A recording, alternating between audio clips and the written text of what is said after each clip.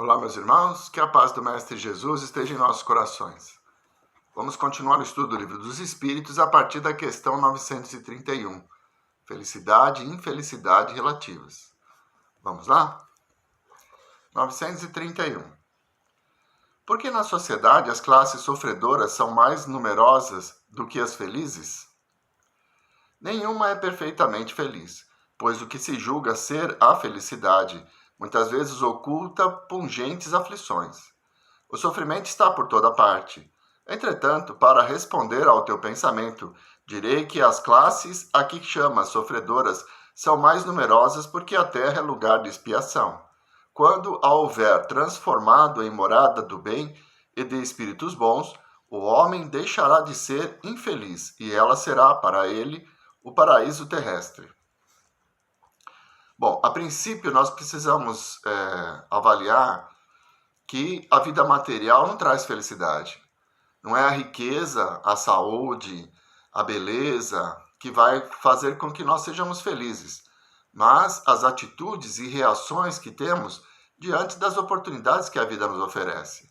Então, a maior parte das pessoas vive numa condição de trabalho, de necessidade do mínimo, né? São mais pobres do que ricos, justamente para que haja essa vontade de crescer, de aprender, de se desenvolver.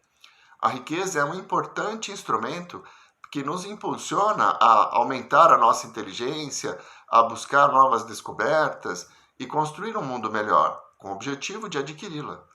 Mas, de certa forma, adquirindo a riqueza, as pessoas acabam favorecendo toda a sociedade, dando melhores condições de vida. É só ver a qualidade das moradias, a qualidade dos carros, a qualidade dos telefones.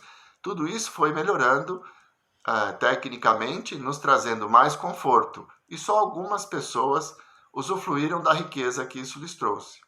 Então, para que haja ricos, é preciso que haja pobres. É preciso que haja essa disparidade, né? Porque se todos tivessem a mesma quantidade de recursos, não haveria nem ricos nem pobres. Num futuro um pouco distante, nós não teremos mais a moeda como divisor de ter ou não ter. As pessoas farão o melhor de si em benefício do próximo. Essa é a lei de amor, justiça e caridade. E o bem-estar do próximo será a recompensa. Então, independente de ter ou não moedas, as pessoas receberão o necessário e darão aquilo que for a sua vocação. E por isso as pessoas serão mais felizes. Então, num tempo mais distante, o dinheiro deixa de existir. E as diferenças também, onde o maior será reconhecido pela sua autoridade, pela sua sapiência, pela sua bondade, pelo seu amor, e não pelos bens que ele possui. Vamos em frente? 932. Por que nesse mundo a influência dos maus geralmente sobrepuja a dos bons? Por fraqueza dos bons. Os maus são intrigantes e audaciosos. Os bons são tímidos. Quando estes o quiserem, haverão de preponderar. É muito interessante isso, né? Existe uma cultura até bem antiga de que é preciso levar vantagem em tudo. Então as pessoas acreditam que sobrepujar o seu semelhante, levando vantagem numa transação comercial, é algo proveitoso. Por isso os maus que não têm escrúpulos, eles acabam prevalecendo. Eles levam vantagem. Corruptos, corruptores, enfim, pessoas que acabam manipulando grandes valores, grandes fortunas. Mas como tudo o que fazemos para nós mesmos, essa semente que está sendo plantada vai ter que ser colhida. E é pela consequência dos erros que nós aprendemos a não errar. Então a tendência é que essas pessoas que hoje se acham espertas, que levaram vantagem, enganaram muita gente e conseguiram um conforto e riqueza, numa próxima encarnação, eles vão sofrer as consequências das suas atitudes. E com isso, resgatando esses erros, vão aprender a lei de amor, justiça e caridade. Porque é isso que nos leva à felicidade. Uma consciência tranquila, a paz de espírito que nos permite olhar para o nosso semelhante, lhe estender a mão, oferecer o melhor ao nosso alcance para que ele seja mais feliz. Esse bem-estar, ele só é conquistado por um coração que está buscando a pureza, que quer para si apenas aquilo que conquista, que tem a certeza que as suas atitudes de hoje serão medidas e as consequências virão amanhã. Então a caridade, a justiça, o amor que podemos doar hoje vai transformar o nosso amanhã num mundo melhor. E assim, gradativamente, os espíritos vão, nas idas e vindas, nas inúmeras reencarnações, aprendendo esses caminhos. E aos poucos, o mundo todo se transformará. Na transição planetária, como foi dito na profecia do Cristo, os maus serão exilados. Nós temos na literatura espírita os exilados de capela, que foram espíritos que estavam nessa situação, endurecidos, não conseguiram vencer as paixões, e quando o mundo deles evoluiu, eles tiveram que viver num outro mundo de provas e expiações, por acaso, a nossa Terra. Amanhã, isso acontecerá com aqueles que ainda não conseguiram vencer as paixões e que precisam estagiar em mundos de provas e expiações. E aqueles que conseguiram ficarão aqui para a regeneração. 932. Por que neste mundo a influência dos maus geralmente sobrepuja a dos bons? Acabamos de falar sobre isso, né? E isso é relativo. 933. Se o homem é quase sempre o artífice de seus sofrimentos materiais, também será o causador de seus sofrimentos morais? Mais ainda, porque os sofrimentos materiais algumas vezes independem da vontade, mas o orgulho ferido, a ambição frustrada, a ansiedade da avareza, a inveja, o ciúme, todas as paixões, em suma, são torturas da alma. A inveja e o ciúme, felizes os que desconhecem esses dois vermes roedores. Com a inveja e o ciúme não existe calma, não há repouso possível para aquele que é acometido por esse mal. Os objetivos da sua cobiça, do seu ódio e do seu despeito se erguem diante dele, como fantasmas que nunca lhe dão trégua e o perseguem até no sono. O invejoso e o ciumento vivem num estado de febre contínua. Será essa uma situação desejável? Não compreendeis que, com suas paixões, o homem cria para si mesmo suplícios voluntários e a terra se torna para ele verdadeiro inferno?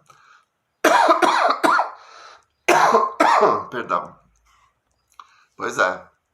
As situações, elas vão acontecendo na nossa vida. E elas serão boas ou más segundo o olhar que nós colocarmos nela. Furou o pneu. Vou chegar atrasado. Que droga, que porcaria. Onde já se viu? Por que logo agora? Então, o furar o pneu se torna em algo ruim, porque colocamos uma energia ruim ali. Furou o pneu. Vou ligar. Ô chefe, vou chegar atrasado porque furou o pneu, vou demorar um pouquinho para trocar. Troco o pneu, lavo as mãos e vou ao trabalho. E aquele fato acaba. Ele não vai influenciar o meu dia, porque eu soube controlá-lo. Então, somos nós que geramos as energias positivas ou negativas diante dos fatos da vida. Os fatos estão aí. Estamos num mundo de provas e expiações que nos obriga a passar por essas situações. A energia que nós colocamos nela, como a injustiça, a revolta, nos traz sofrimento. Se nós olharmos para as dificuldades da vida como oportunidades de aprendizado e evolução, nós vamos até sentir a dor, mas não vamos sofrer. Kardec comenta: muitas expressões pintam rigorosamente os efeitos de certas paixões. Diz-se encher-se de orgulho, morrer de inveja, secar de ciúme ou de despeito, não comer nem beber de ciúme, etc. E esse quadro é bem real. Às vezes o ciúme nem mesmo tem objeto determinado. Há pessoas ciumentas por natureza, sentem ciúmes por tudo o que se eleva, por tudo o que escapa da vulgaridade. Mesmo quando não são movidas por nenhum interesse direto, mas unicamente por não poderem atingir o mesmo plano. Tudo o que lhes parece estar acima do horizonte as ofusca. Caso constituíssem maioria na sociedade, fariam o possível para reduzir tudo ao nível em que se acham. É o ciúme aliado à mediocridade. Na maioria das vezes, o homem só é infeliz pela importância que atribui às coisas deste mundo. A vaidade, a ambição e a cupidez, quando frustradas, fazem-no infeliz. Se ele se colocar acima do círculo acanhado da vida material, se elevar seus pensamentos para o infinito, que é seu destino, as vicissitudes da humanidade lhe parecerão mesquinhas e pueris, como a tristeza da criança que se aflige pela perda de um brinquedo, que constituía a sua felicidade suprema. Aquele que só vê felicidade na satisfação do orgulho e dos apetites grosseiros é infeliz quando não pode satisfazê-los, ao passo que aquele que nada pede ao supérfluo é feliz com o que os outros consideram calamidades. Referimos-nos ao homem civilizado, pois o selvagem, cujas necessidades são mais limitadas, não tem os mesmos motivos de cobiça e de angústia, já que diversa é a sua maneira de ver as coisas. Como civilizado, o homem raciocina sobre a sua infelicidade e a analisa, por isso é mais afetado por ela. Mas também lhe é possível raciocinar sobre os meios de obter consolação e de analisá-los.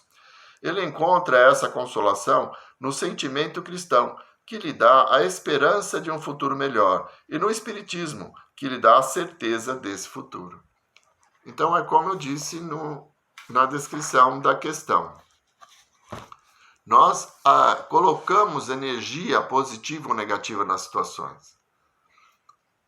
O ciúme, a inveja, a cobiça, tudo isso são sintomas da inferioridade do homem, que acredita ser possuidor das pessoas, no caso do ciúme, ou das coisas.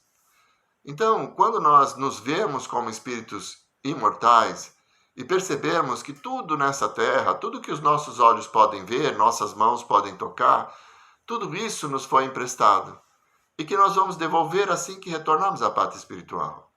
Vamos levar conosco os valores do amor, da caridade, da justiça que pudermos fazer, pois isso nos trará uma consciência tranquila e uma vida de paz após a experiência na Terra. Pensemos nisso.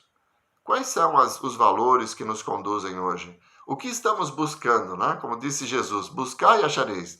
O que estamos buscando para o nosso futuro?